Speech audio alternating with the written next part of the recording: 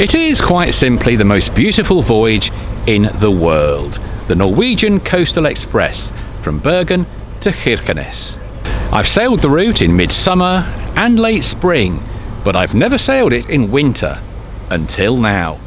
Once again, I'm joined by Hurtigruten's biggest fan, my mum, Rosemary. Really wanted to experience the cold and the ice and the snow of the north, and, fingers crossed, maybe the northern lights.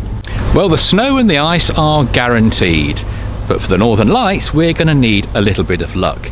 But we are sailing on the MS Nordlys, which means northern lights in Norwegian, so hopefully that is a good omen.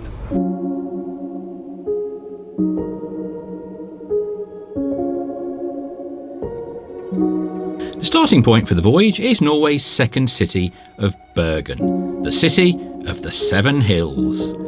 The Coastal Express begins its long journey north every evening at 8:30.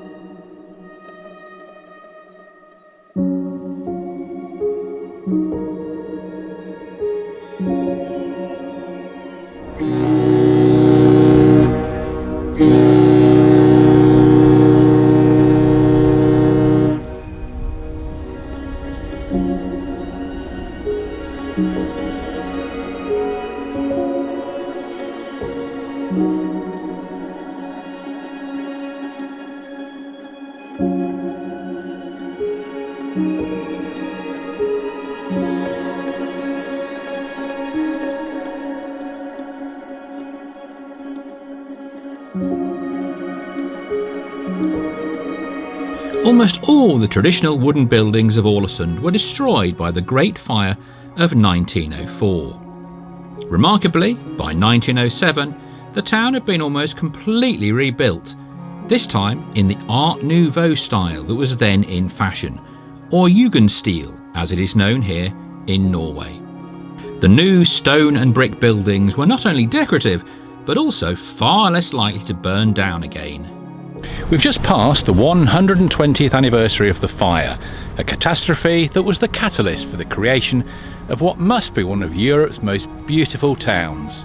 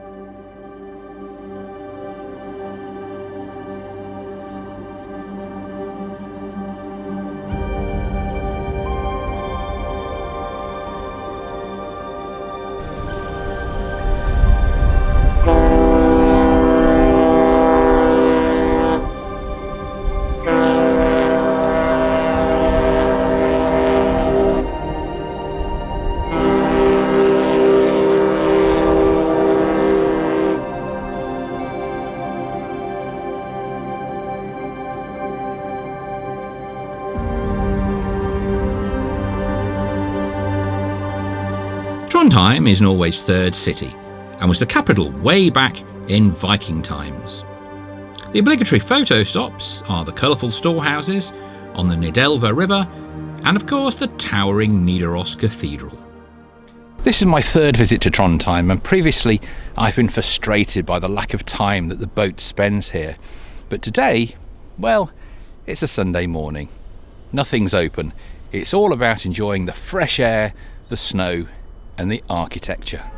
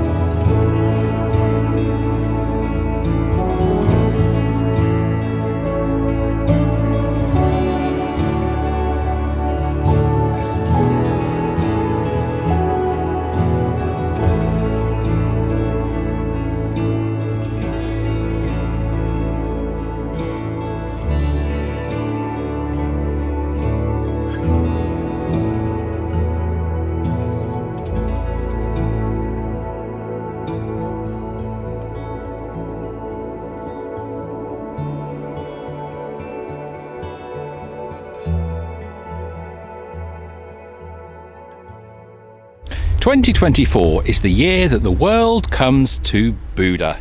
It's been nominated as the European Capital of Culture, the first time ever for a city above the Arctic Circle. During the year there's a full programme of events with particular emphasis on the indigenous Sami culture.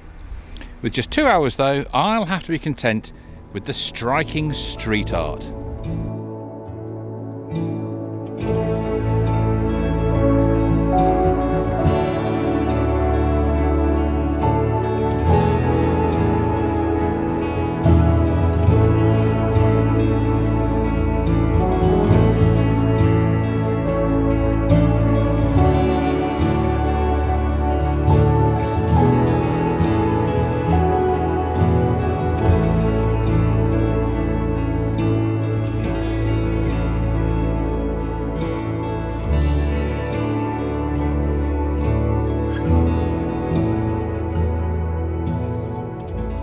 Svalbard has changed a lot since I first visited well over a decade ago.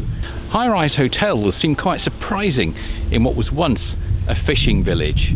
But the Lofoten Islands are now well on the tourist trail, and Svalbard, as the administrative capital, receives well over 200,000 visitors per year. So it's no surprise that these days it feels more like a small city.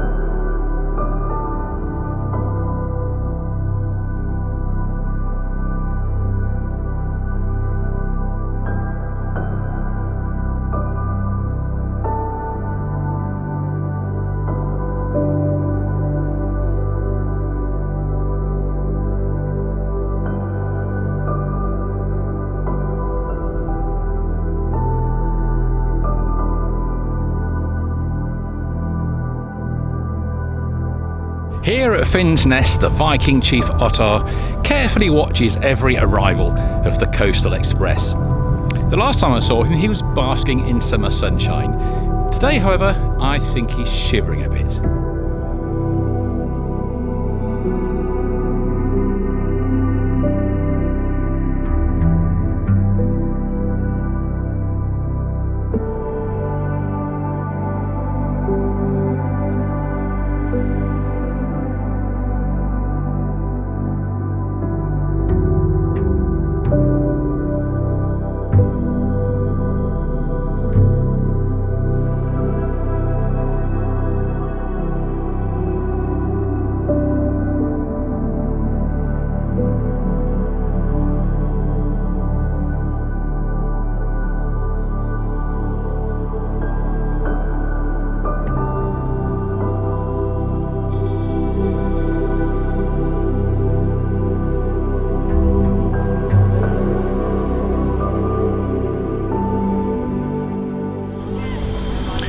Tromsø, the de facto capital of the Norwegian Arctic and the starting point for so many legendary polar expeditions. It's a great city and there are so many things to see here. The Museum of Northern Art, the Mack Brewery, the Polaria Centre, the Museum for Polar Exploration, the Arctic Cathedral, the gondola, etc. Thankfully, I've visited most of those on previous visits. So this time we can take it easy because it's very icy, find a cosy cafe, order a couple of coffees and relax. That sounds like a great idea because I can't walk very far on this ice.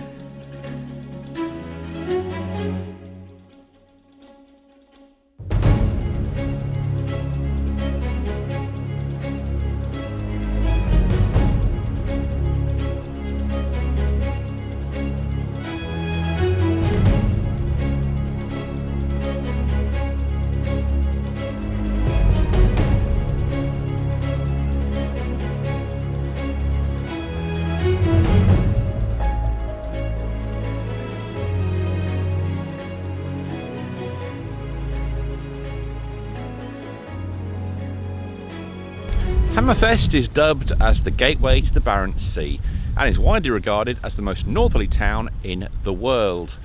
It's about -8 degrees centigrade at just after 5 o'clock in the morning. It used to be the case that the dock was right in the centre of town, but for the last few years, due to reconstruction works, it's on the other side of the bay, which is a real shame.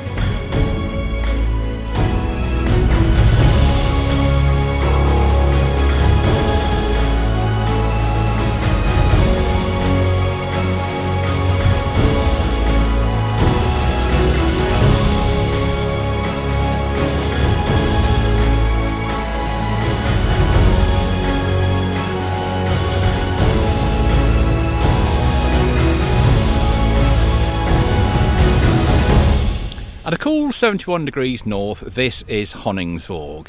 Now, although it's much smaller than Hammerfest, it challenges it to the title of northernmost town in the world. It's all a question of definitions, really, and of course Longyearbyen in Svalbard is also in the mix. Most passengers disembark and get straight on a bus to the North Cape, which is a shame really, because Honningsvåg is an attractive fishing port, very friendly, with plenty of its own attractions, such as the North Cape Museum, which is highly recommended. Luckily, we visited the North Cape last year, so this time around we can enjoy the town at leisure. And from previous visits, I know that Honningsvåg has one of the best cafes in the high Arctic. So let's get out of this cold and get a coffee.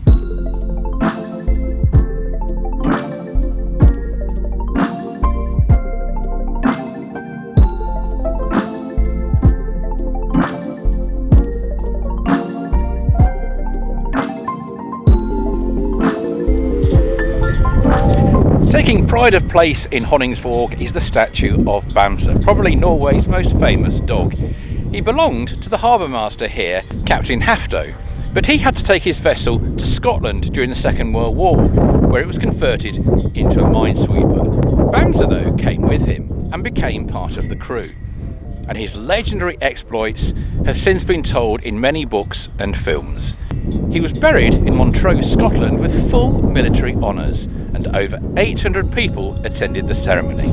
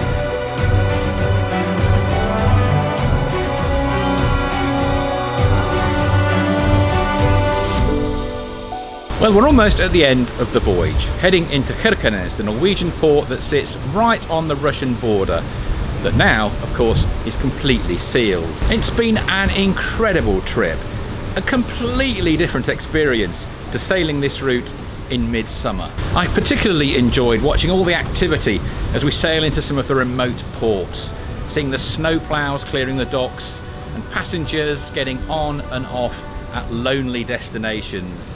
Plus, of course, some very strange cargo being loaded and unloaded. This really is a lifeline service. What are your thoughts on sailing in winter? It's been magical. I saw the northern lights, and at times I really felt as though I was walking through a Christmas card. So you'd do it again? In an instant.